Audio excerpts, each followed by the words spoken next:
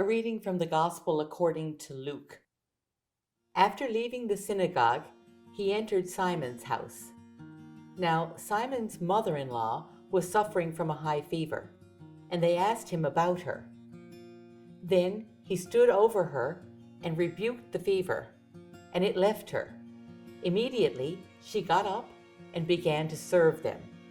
The Gospel of the Lord. In the Gospel of Luke, Jesus seems to have a special concern for women. That concern stands in contrast to the society of Jesus' time, where women usually derived their identity from their relationship with a husband. Women often had no means of securing a livelihood outside of depending on their husbands or children. If a woman had an illness that involved blood or bleeding, she was marginalized, unable to join the activities of daily living. The dignity that Jesus accords to women is a sign of hope for me. He seems to see those people who might be invisible to others. Today, I wish to reflect on Jesus' encounter with one woman whose name has not come down to us, but whose story is familiar to many. The story of Peter's mother-in-law struck a chord for me. I feel that I can relate to her. She is a not-so-young woman suffering from a serious illness. The patriarchal society of her time and place didn't think her important enough to mention her other than as Peter's mother-in-law. So we do not know her name, and she has no identity except through the man who married her daughter. But she was and is a real person. She lived and loved. She raised a family. She cooked and cleaned. She put children to bed each night. She would have presided over the Sabbath evening meal, as did most women in her Jewish community. She met friends at the well and at the community oven. She was a woman with hopes and dreams, a real person whose life was touched by Jesus, and her life was changed by Jesus. I am struck by the second line of the Gospel that we just heard. Now, Simon's mother-in-law was suffering from a high fever, and they asked him about her. Two phrases jump out at me. First, Simon's mother-in-law was suffering from a high fever. This might not seem all that important or earth-shaking to us in the days of antibiotics and intravenous medications, but in the first century, high fevers often resulted in extreme weakness, restlessness, thirst, convulsions, and even death. A fever in this time and place could end up being very serious, especially for someone who was poor or on the margins. Jesus chose this unnamed woman of little status. He reached out to her and healed her, just as we must reach out and offer what healing we can to those who need us, especially those whose society might look down upon. The next thing that stood out for me at the start of this story is that Luke tells us that they asked Jesus about her. Who are the they? The disciples or the servants of the household?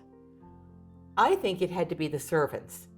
They saw the need of the fever-stricken woman, so they pleaded with the Lord to cure her. They brought this woman, who they obviously cared about, to the attention of Jesus. And then Jesus enters into the life of Simon's mother-in-law, and he heals her. But he teaches a few lessons that I can take from this story for my life and the way I interact with people today. What does he do? Well, first of all, he sees her. I think that's the most important thing that Jesus teaches here, just by doing. He sees this woman, really sees her. He sees a person, not an illness. For Jesus, she's not the fever patient in room 1. She's a person with a family and friends who love her. Next, Jesus feels for and with this woman. He looks at her and stands by her. His tenderness and love for her moved him to further action on her behalf, and so he does something. In this case, he rebukes the fever. Just picture that for a minute. Jesus is so moved by this woman's situation that he talks back to the fever. He realizes that sickness and pain are not part of God's design, that this is not God's will. God's will for us is healing and wholeness, but sickness and pain happen. These realities are part of the human condition. Then Jesus goes further again. The fever obeys him, and immediately the woman gets up from her sick bed. And then the gospel story offers us the most interesting line of all. Immediately she got up and began to serve them. Jesus gives her back her life, a great gift, and she responds by serving everyone she can.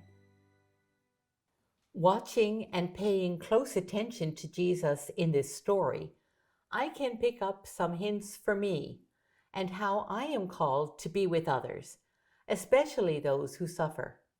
In addition, I might just pick up a few hints from this unnamed woman as well. Let's turn our eyes back to Jesus for a minute or two. Jesus saw the woman.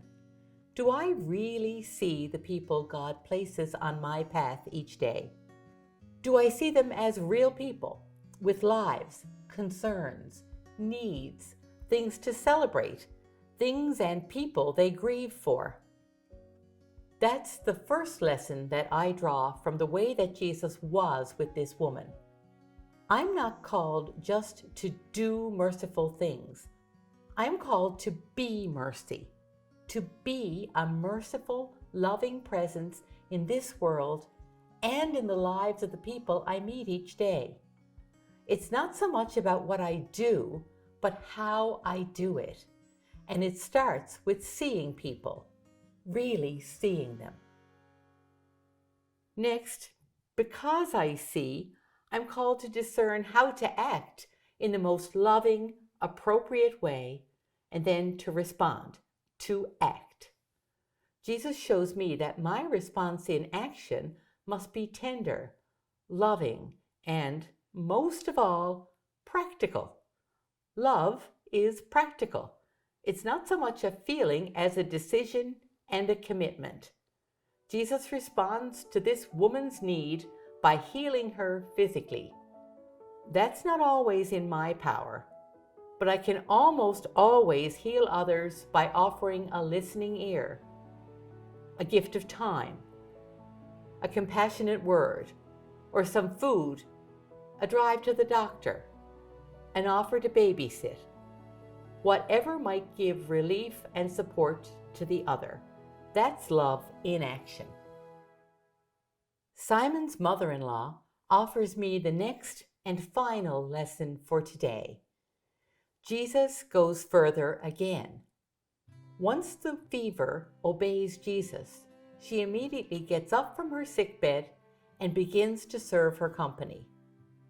What can I do in response to God's goodness in my life? I can serve others.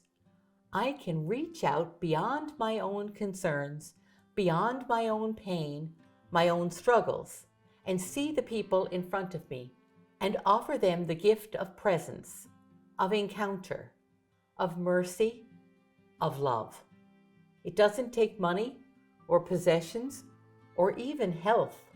It just takes one decision at a time, a decision to see, to encounter, and to accompany the people God places before us at the moment, just like Jesus, just like Simon's mother-in-law. Soaking in the presence of Jesus in this story is a bit like being apprenticed by him into a new way of being. Now that you've heard how I reflected on this passage from the Gospel of Luke, what about you? What do you hear as this story is proclaimed in your hearing?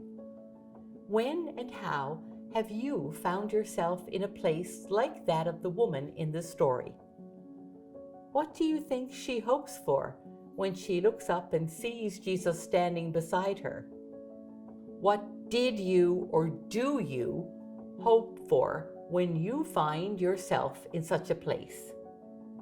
In your life, what is causing you suffering? And what happened or happens when Jesus reaches out to you?